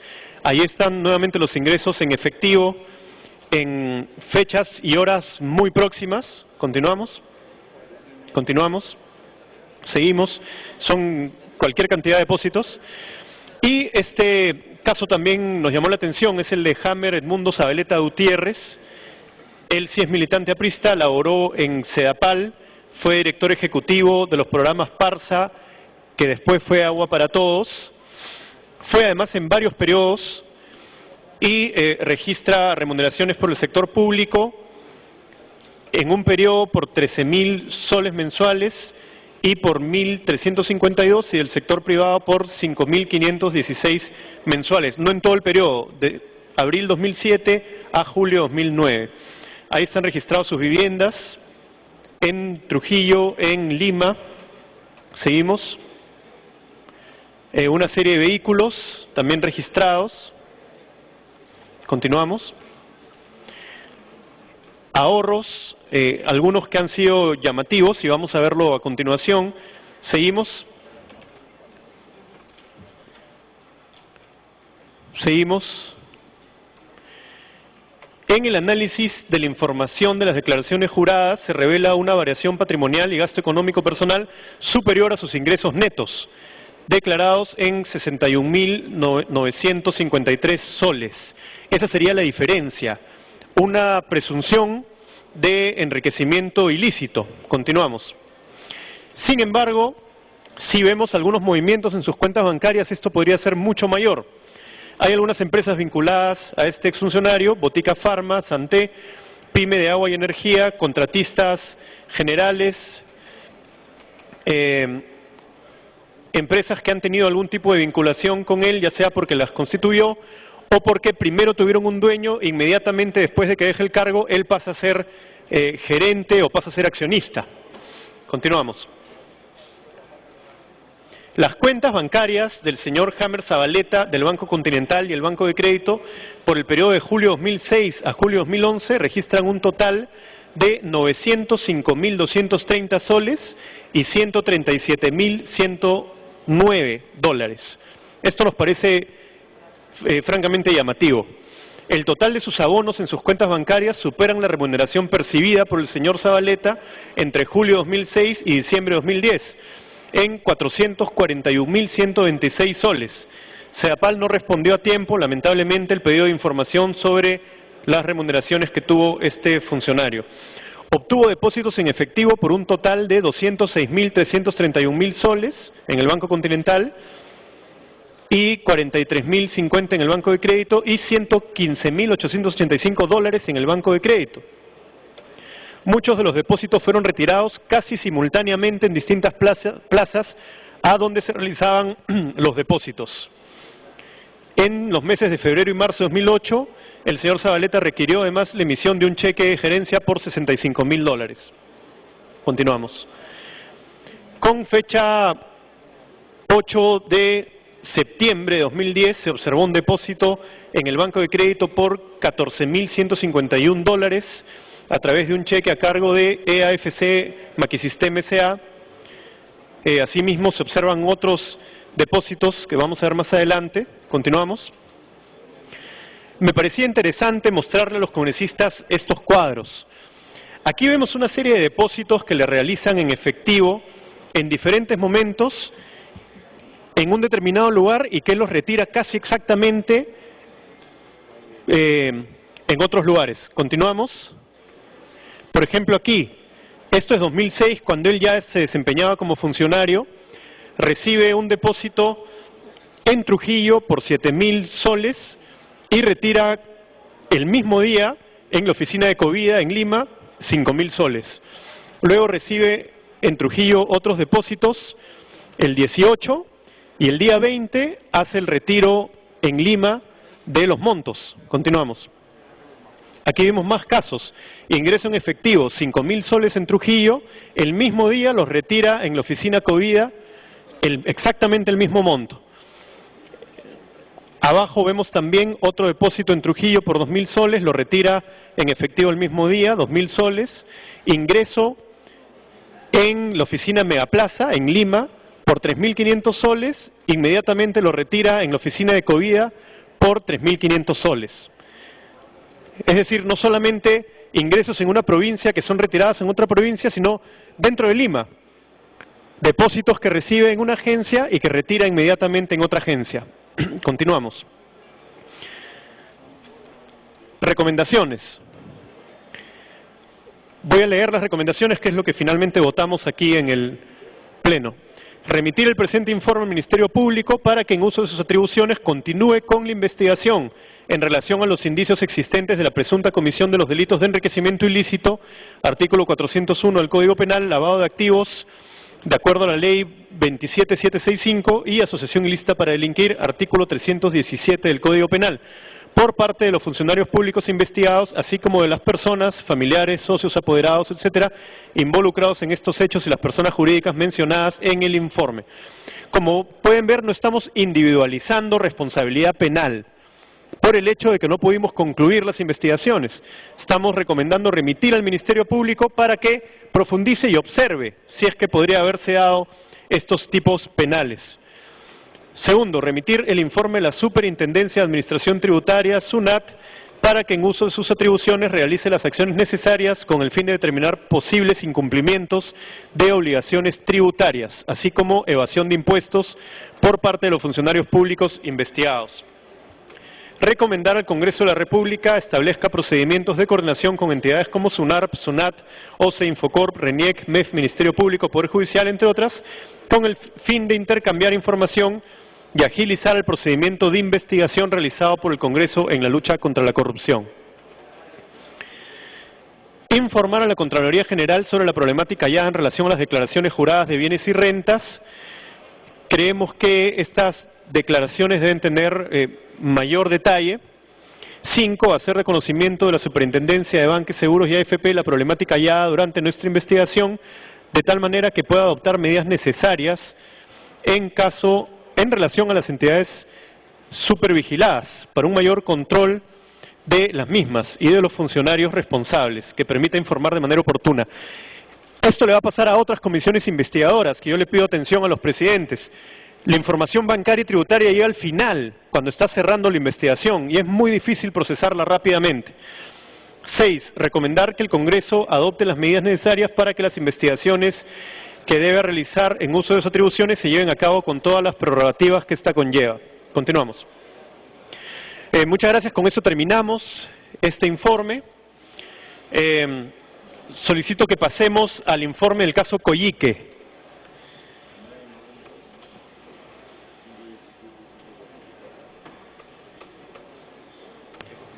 Este informe... Un segundo, congresista, vamos a dar pase para el pedido que usted ha hecho de pasar al siguiente pedido. Sustente el informe final en mayoría de la Comisión Investigadora Multipartidaria encargada de investigar la gestión del señor Alan García Pérez como presidente de la República sobre el caso venta de terreno e instalaciones de la base aérea de la FAB Coyique, el aeródromo de Coyique, la Escuela Civil de Aviación y del terreno e instalaciones de la empresa Indaer Perú S.A. Congresista Sergio Tejada, tiene la palabra. Segundo informe. Gracias, Presidenta. Continuamos entonces con la exposición. Vamos a dar cuenta de los hechos de manera muy resumida. La venta, que es materia de investigación, está constituida inicialmente por 2 predios y las instalaciones en ellos edificadas, ubicadas en Coyique, en el distrito de Comas. Según la información histórica de registros públicos, estos predios fueron adquiridos mediante una colecta pública y luego fueron donados al Estado para el desarrollo de la aviación civil el año 1944. Los predios son el terreno de propiedad del Ministerio de Defensa, de la Fuerza Aérea del Perú, ocupado por la base aérea de la FAB de Coyique, y el terreno de propiedad de Industria Aeronáutica del Perú, Indaer Perú, inscrito en la partida registral que aparece en pantalla. Continuamos. El Frente de Defensa del Aeródromo de Coyique, Fredecora, presentó una denuncia constitucional mediante registro de mesa de partes 06209, el 27 de agosto de 2012, del Congreso de la República, en la que sostiene que se encuentra afectada directamente por las posibles irregularidades en la venta de los siguientes terrenos: la base aérea Coyique de la Fuerza Aérea y el Ministerio de Defensa, la Escuela de Aviación Civil, Aeropuerto de Coyique de la empresa estatal Industria Aeronáutica del Perú y los terrenos donde funcionan los denominados primera etapa y reserva del cono de vuelo colindante de la urbanización El Retablo y segunda y tercera etapa y reserva del cono de vuelo colindante de la urbanización El Pinar, en la zona de Coyique, en el distrito de Comas. Los hallazgos de la comisión han sido los siguientes. En noviembre de 2006, la Comisión Multisectorial autorizada para identificar terrenos para el Plan Nacional de Vivienda identificó la base aérea de la FAP de Coyique y al inmueble de Indaer S.A., ambos de carácter estratégico para la defensa aérea nacional. Precisamente los terrenos y las edificaciones que en ellos se hicieron fueron con ese propósito.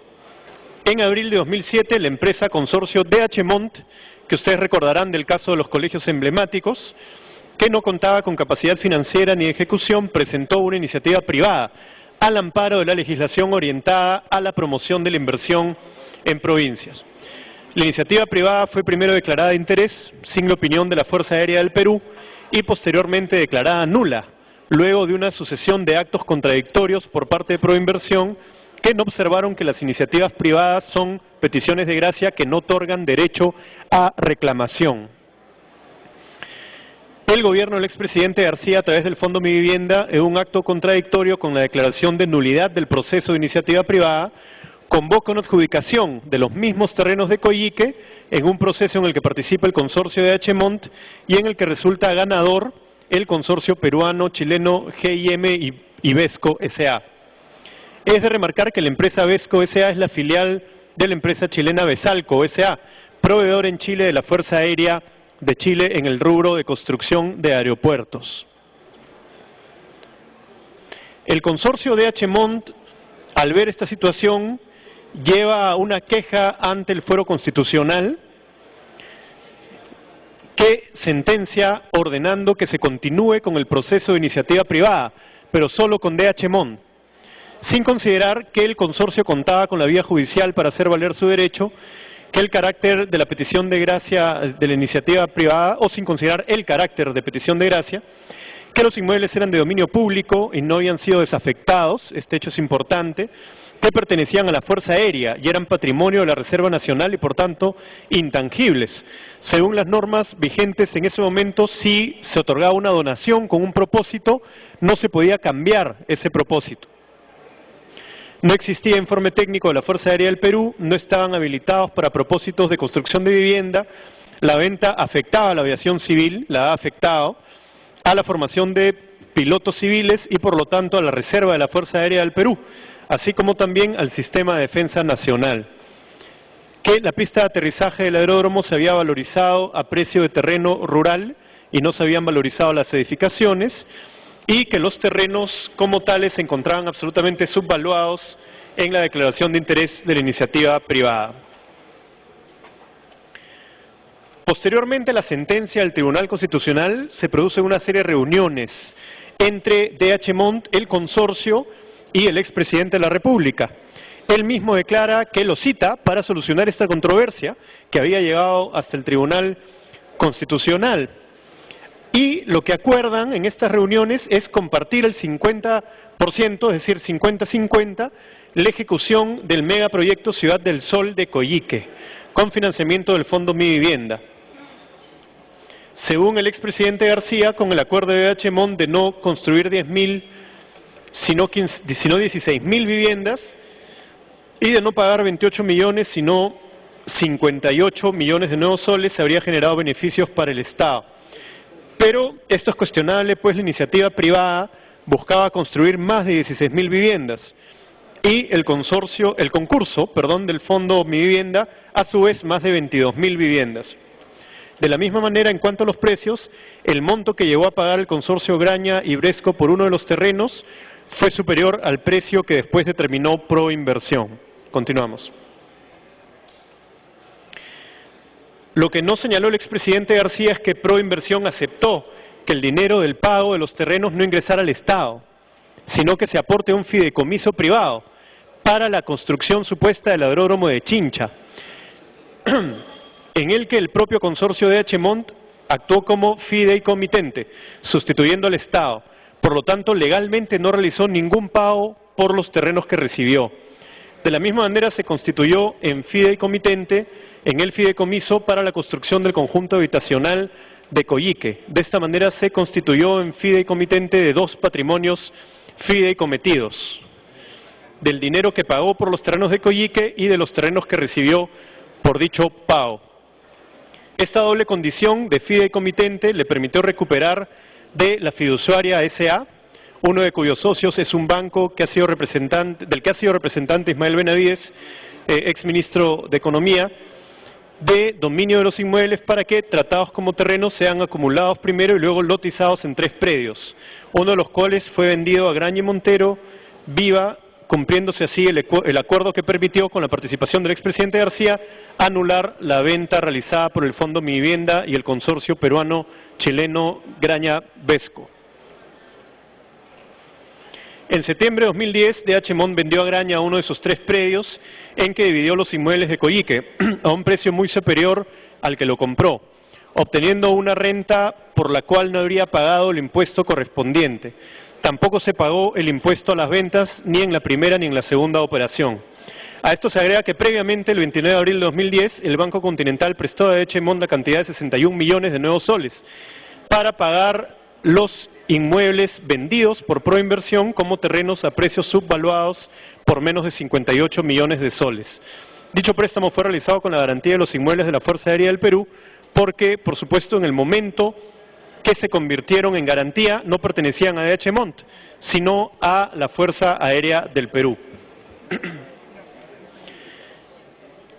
En cuanto al estado actual de las construcciones, el aeródromo de Chincha se encuentra paralizado. Lo mismo que la construcción del conjunto habitacional de Coyique, al menos al momento en que cerró este informe. En ambos casos el ejecutor de las obras es el consorcio DH Mont, que por cierto el expresidente, preguntado sobre sus reuniones en Palacio, dijo que deberían llamarse Reclamont, porque se habían dedicado a reclamar por una serie de aspectos en esta operación. El Fondo Mi Vivienda y Proinversión conocieron que para financiar la reposición del aeródromo de Coyique en Chincha no era suficiente el precio de terreno al que se estaba vendiendo el aeródromo de Coyique, por lo que tuvieron que agregar para este propósito el precio del inmueble de Indaer. Desde este punto de vista se trató de un mal negocio, pues se vendió un aeródromo y un terreno para obtener solamente un aeródromo. Es más, se vendieron un aeródromo y un terreno para obtener 58 millones de nuevos soles, cuando la reposición del aeródromo, según el SNIP, cuesta 64 millones, con lo que desde el inicio esta reposición está desfinanciada. Si esto se agrega que el terreno del nuevo aeródromo lo transfiere gratuitamente el Estado, la reposición del aeródromo no era financieramente factible. Habiendo tomado conocimiento de la denuncia constitucional presentada por el Congreso de la República por el Frente de Defensa del Aeródromo de Coyique, Fredecora, tomando en cuenta que la Comisión no ha podido citar a todas las personas involucradas en este caso, nuestra recomendación es que este informe se pueda enviar a la Subcomisión de Acusaciones Constitucionales con el fin de que sea parte del expediente de la denuncia constitucional presentada por Fredecora. La Comisión recomienda que se profundice la investigación, principalmente en torno a la venta del terreno e instalaciones de la base aérea FAB Coyique, el aeródromo de Coyique, la Escuela Civil de Aviación y de la empresa Indaer Perú S.A. Las modificaciones legales efectuadas con este propósito, algunas de ellas promulgadas a posteriori de la cuestionada venta, y las tasaciones efectuadas por la venta de los terrenos, materia de análisis y la posible subvaluación de esta. Es decir, esa es la recomendación general, que esto pueda pasar a este expediente que ya tiene la Subcomisión de Acusaciones Constitucionales, porque el caso involucraba a cerca de 72 funcionarios y no tuvimos el tiempo de poder convocar a todos ellos. Presidenta, para seguir con el procedimiento, vamos a solicitar que el siguiente informe sea el de casos complementarios.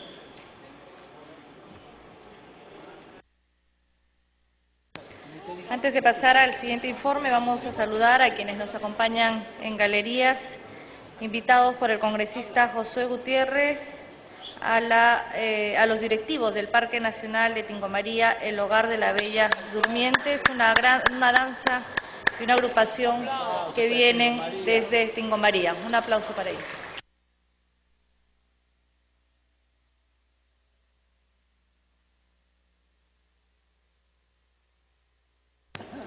Proceda, congresista Sergio Tejada, con el tercer informe, la sustentación del informe final en mayoría de la Comisión Investigadora Multipartidaria encargada de investigar la gestión del señor Alan Gabriel García Pérez como presidente de la República sobre los casos complementarios. Tiene usted la palabra. Muchas gracias, presidenta. Este tercer informe es la compilación básicamente de denuncias ciudadanas que ha recibido la mega comisión durante sus funciones. En algunos casos se ha podido profundizar, en otros no, y solicitamos que los casos se profundicen en la Comisión de Fiscalización. Vamos a iniciar con el caso de One Laptop Per Child. Cabe señalar que este caso ha sido visto por el Poder Judicial. Se ha archivado esta investigación, dejamos constancia, no es nuestra intención ir en contra o colisionar con lo determinado por el sistema judicial. Seguimos. El Ministerio de Educación sustentó ante la opinión pública la adquisición de laptops XO a través de la suscripción de convenios de cooperación con la Fundación One Laptop Per Child en los informes emitidos por el Consejo Privado para la Agenda Digital y del Instituto Linux Profesional para Perú, Ecuador y Bolivia. Ambas eran instituciones dirigidas por docentes y funcionarios de la Universidad San Martín de Porres, cuyo rector era el ministro de Educación José Antonio Chang Escobedo. 4 días después de que el ministro de Educación anunció el interés de suscribir un acuerdo para adquirir las computadoras portátiles, el CEPAT, que hemos mencionado antes, el Consejo Privado para la Agenda Digital, realizó una conferencia de prensa anunciando los resultados de la evaluación técnica efectuada a los equipos que el Ministerio de Educación pretendía adquirir. La conferencia tuvo como objetivo validar la decisión de adquirir los equipos frente a las críticas efectuadas por diversos expertos en temas tecnológicos y educativos. Max Ugaz Salas, en su calidad de director del Consejo Privado para la Agenda Digital, dirigió la conferencia de prensa. Es importante anotar que también ostentaba el cargo de director del Centro Internacional de Organización Digital de la Universidad San Martín de Porres. En la conferencia de prensa, Ugaz Salas tuvo que admitir que los equipos no pudieron ser probados, que no habían evaluado pedagógicamente las laptops y, asimismo, como dato, señalo que Max Ugaz Salas participó en el Consejo de Ministros el 12 de diciembre de 2007, según consta en el registro de visitas de Palacio de Gobierno, y el director del Instituto Linux era Hernán Pachas, quien laboraba en el Instituto e-Business de la Facultad de Ingeniería y Arquitectura de la Universidad San Martín de Porres. Es decir, todo este procedimiento, todas las entidades que participaron en promocionar y ver la adquisición de las laptops tenían una relación directa con la Universidad San Martín de Porres, de donde era rector con licencia con goce de haber José Antonio Chang. Seguimos. Continuamos, por favor.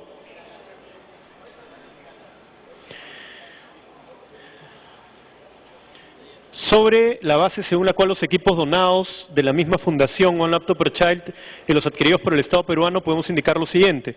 La fundación producía equipos más baratos que los adquiridos por el Ministerio de Educación, los mismos que estaban operativos para los fines educativos. La fundación donó 21 equipos por un valor de $175 cada uno, es decir, $13 menos que el costo de las computadoras adquiridas por el Ministerio de Educación. Podemos señalar que $13 es un monto muy pequeño, pero si sumamos la gran cantidad de laptops que se adquirieron, sí es un monto bastante significativo. El precio consignado en la donación de las XO1, las que fueron adquiridas por el Ministerio, es de $180, es decir, $8 menos que el precio de adquisición. Habría un perjuicio al Estado de alrededor de $13 por cada computadora, lo que sumaría un total de 11.004.487. Debe profundizarse las investigaciones para determinar a cuánto ascendería el perjuicio económico. Continuamos. Entre diciembre de 2007 y diciembre de 2010, el Ministerio de Educación suscribió 2 convenios y 12 adendas con la Fundación One Laptop Per Child. Nos ha sorprendido también la cantidad de adendas. Esto para la implementación y adquisición de laptops para este programa. Pese a que el objeto del convenio de cooperación es la adquisición de equipos, no se llevó a cabo proceso alguno de contratación o licitación internacional.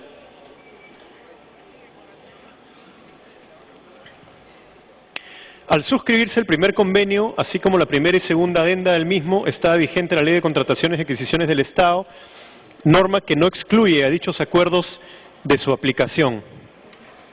El artículo 2.3 de la norma en mención establece la relación de los tipos de contratos y convenios que no forman parte de su ámbito de aplicación, pero no se menciona un convenio de cooperación de las características de los suscritos por el Ministerio de Educación. Continuamos. Con la publicación de la nueva Ley de Contrataciones del Estado, se introduce dentro de las modalidades de contrato aquellos en los que no se aplica la Ley de Bienes, Servicios u Obras Propias de Contrataciones, inciso R del artículo 3.3 de la ley. Señala lo siguiente: los convenios de cooperación, gestión u otros de naturaleza análoga suscritos entre entidades o entre estas y organismos internacionales, siempre que se brinden los bienes, servicios u obras propios de la función que por ley les corresponde y además no se persigan fines de lucro. Precisamente esa fue la modalidad utilizada por el acuerdo con One Laptop Per Child. En total, el Ministerio de Educación se comprometió a adquirir 846.499 laptops por un monto de 159 millones y un poco más en 3 años. A esto debe sumarse los $635.533 correspondientes a la adquisición de 46.900 piezas de repuesto. Vamos a pasar rápido esto, como les decía, este caso ha sido investigado, ha sido archivado, a pesar de que para nosotros tiene varios elementos. Habría que ver si ha sido archivado sin imposibilidad de ser reabierto. El siguiente caso que hemos investigado por una denuncia ciudadana es el de la permuta de terrenos de Linía del Instituto Nacional de Innovación Agraria con el gobierno regional de Ayacucho, con un presunto perjuicio económico para el Ministerio de Agricultura.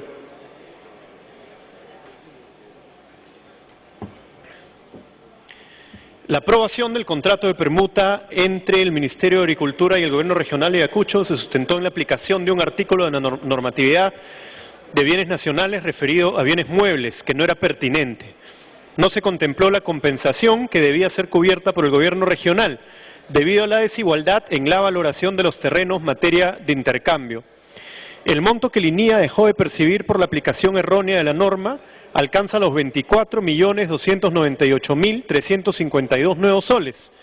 A esto debe sumarse que, si bien el Gobierno regional de Ayacucho se compromete, según el contrato, a entregar una asignación monetaria a Linía de 10.000 soles, el mismo convenio señala que este monto podría ser pagado recién el año 2012, pese a que la norma establece un plazo de 10 días calendario a la firma del contrato. El Instituto Nacional de Innovación Agraria nunca fue consultado ni emitió opinión con relación al contrato de permuta que el Ministerio de Agricultura suscribió con el Gobierno regional de Ayacucho, pese a ser la afectada. Este es un asunto fundamental de esta denuncia ciudadana. ¿Cómo no iba a ser consultado el INIA sobre esta venta? Inicialmente el Gobierno regional de Ayacucho señaló que requería los terrenos de Linía para la construcción de 1.800 viviendas, las que serían construidas en el marco del programa Techo Propio. Después de un mes, dicho gobierno regional informó al Ministerio de Agricultura que el destino de los terrenos permutados sería la construcción del Hospital Regional Miguel Ángel Mariscal Llerena, el Complejo Recreacional y Cultural Huari. Es decir, el propio gobierno regional iba cambiando de fin para estos terrenos. En dicha comunicación también se indica que se constituirá un conjunto habitacional denominado Ayacucho. No obstante, no se mencionó el total de viviendas que serían construidas.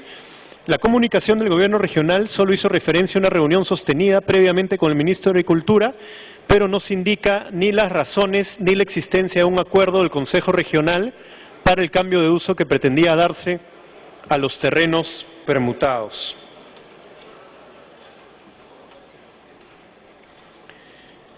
Hemos recibido también denuncias sobre el proceso de selección para el componente FED-EPC, ahora les voy a señalar qué es, del proyecto para la modernización de la refinería de Talara realizado por Petroperú.